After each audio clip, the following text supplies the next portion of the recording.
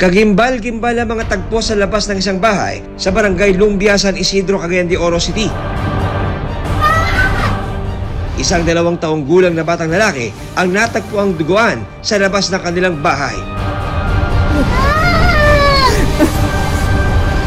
Habang ang 4 na taong gulang nitong kapatid, tad-tad ng saksak at nag-aagaw buhay. Paano sinapit ng mga bata ang malagim na krimen?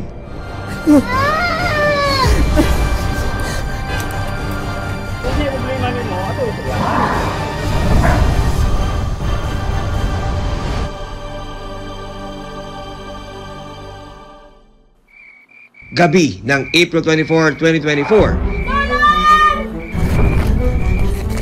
Ano ginawa mo? Isang reklamo ang nakarating sa San Isidro Municipal Police Station hinggil sa isang lalaki na nag-aamok umano sa kanilang barangay. May nag-report na may pananaga doon sa San Isidro, Barangay Lumbia. Kaya pumunta kami.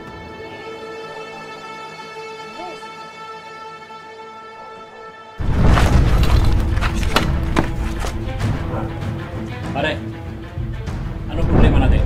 Pagdating sa nasabing lugar, nadatnan ng mga pulis ang isang lalaki na iwinawasiwas ang hawak na itak.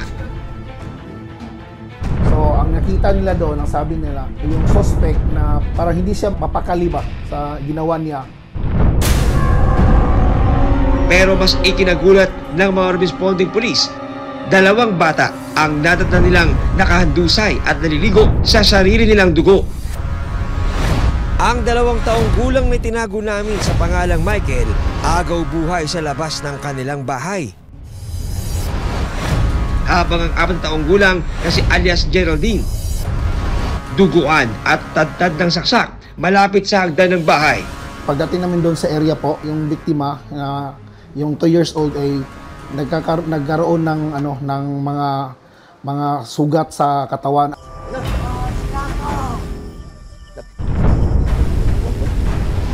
Sige na, sir. Gusto ko na mamatay, sir. Malabo yan, pare. Hindi kami nagtrabaho para pumatay. Ano ba kasi ang nangyari? Maawa ka sa sarili mo, anak. Sumuko ka na. May hawak siyang itak na gusto pa niyang sugurin yung ama. Parang gusto niya pa niyang isama. Kasi wala na daw silbi yung buhay niya. Dili na kaya ng istoryahan.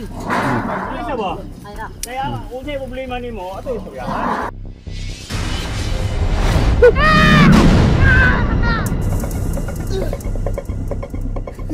Ano ang motibo sa pag-aamok ng suspect?